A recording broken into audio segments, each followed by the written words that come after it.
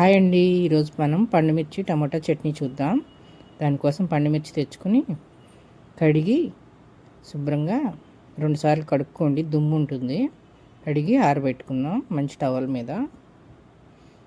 శుభ్రంగా ఆరిపోయిన తర్వాత తుడియాలు తీసుకుందాం. ఇదిగోండి, ఎక్కడ తడి లేదు కదా, చక్కగా ఆరిపోయింది మొత్తం.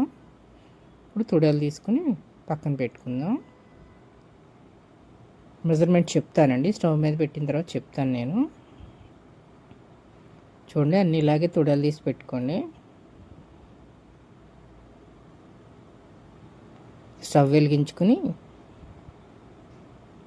ప్యాన్ తడి ఉండకూడదండి, మొత్తం డ్రై అయిపోవాలి. ఎక్కడ తడి అనేది తగలకూడదు. 50 గ్రామ్స్ ఆయిల్ వేసానండి. ఆయిల్ వేసి ఇప్పుడు మనం కడిగి ఆరబెట్టుకుని తొడియాలు తీసుకున్న పండుమిర్చిని బాండీలో వేస్తున్నాను. వేసి ఒకసారి కలిపి మూత పెట్టి మగ్గించుకుందాం. ఈ చట్నీ చాలా బాగుంటుందండి, ఆల్ ఇన్ వన్ చట్నీ.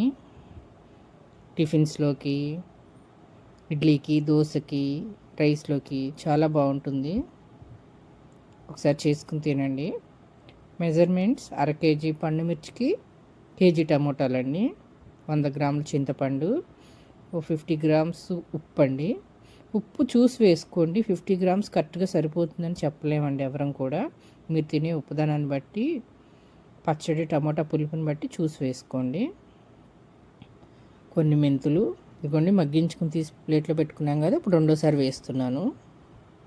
రెండోసారి వేసి మగ్గించుకుందాం. మూత పెట్టండి. మూత పెట్టకపోతే అవి ఒక్కొక్కసారి పేలి మొహం మీద పడతాయి, అందుకని నేను మూత పెడుతున్నాను.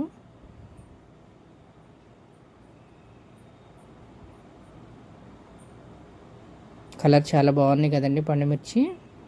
ఇదిగోండి, కొన్ని వెల్లుల్లి రెబ్బలు, 3 వెల్లుల్లిపాయలండి, 100 గ్రాముల చింతపండు మంచిది తెచ్చుకోండి, ఒక 2 స్పూన్లు మెంతులండి. ఇదిగోండి, పండుమిర్చి వేగిపోయినాయి, తీసి పక్కన పెట్టుకున్నాను. ఇప్పుడు టమోటా వేసి మగ్గించుకుంటున్నాను. ఇవి మా గార్డెన్లో పండిన టమోటా అండి, చాలా పుల్లగా బాగున్నాయి. ఇదిగోండి, వెల్లుల్లిపాయ మిక్సీ వేసుకుందాం.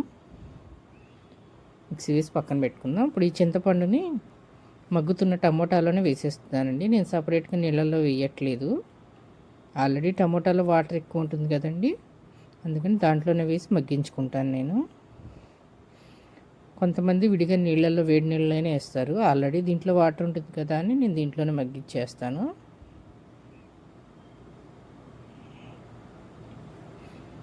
పండుమిరకాయ మిక్సీ వేసుకుందాం ఈలోపు, అది మగ్గేలోపు.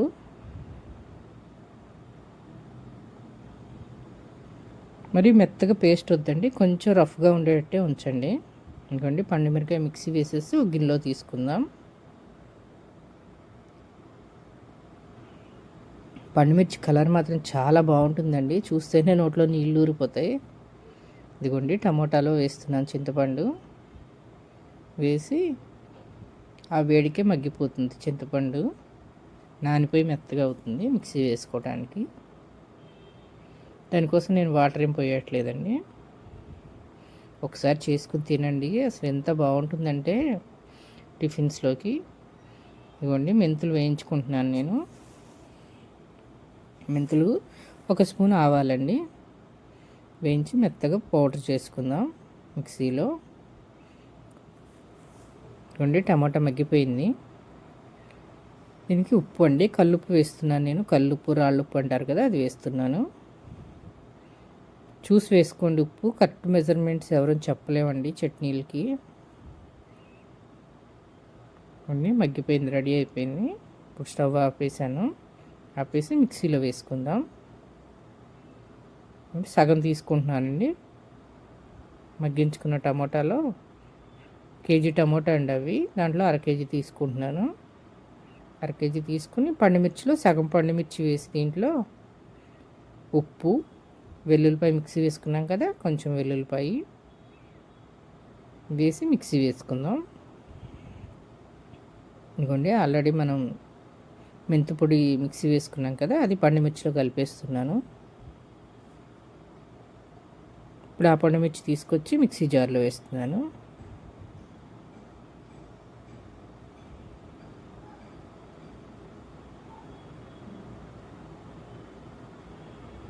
ఒకసారి మిక్సీ పట్టుకుందాం.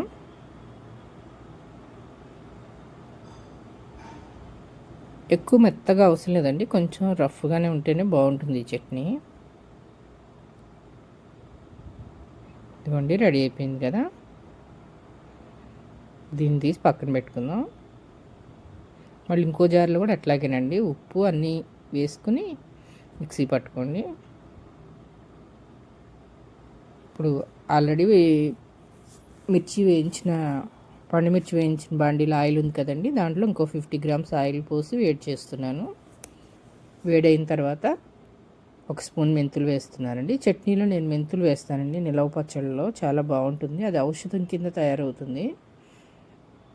నేను నువ్వుల నూనె, శనగ నూనె వాడతానండి. అందులో మెంతులు వేయటం వల్ల ఔషధంలా రెడీ అవుతుంది. ఇదిగోండి ఎండుమిర్చి వేస్తున్నాను, 4-5 ఎండుమిర్చి తీసి వేసాను. ఇప్పుడు వెల్లుల్లి పేస్ట్ వేస్తున్నానండి, వేసి వేయించుకుందాం పచ్చివాసన పోయే వరకు.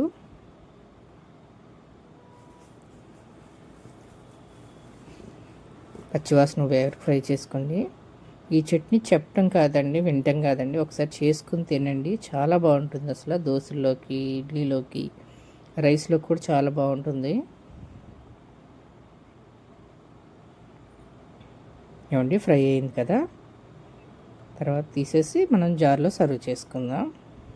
చల్లగా అయిపోయిన తర్వాత జార్లో రెడీ చేసి పెట్టుకోండి. నచ్చిందా మీకు? నచ్చితే లైక్ చేయండి, షేర్ చేయండి, సబ్స్క్రైబ్ చేసుకోండి. ఎలా ఉందో కామెంట్ చేయండి. ఒకసారి అయితే చేసుకుని తినండి అండి. ఆల్ ఇన్ వన్ చట్నీ రెడీగా అన్నిట్లో వేసేయచ్చండి. ఇదిగోండి ఇది మీకోసమే, తీసుకోండి. అసలు చూస్తేనే టెంప్టింగ్గా ఉంది కదండి, నోట్లో నీళ్ళు వచ్చేస్తున్నాయి చట్నీ చూడంగానే.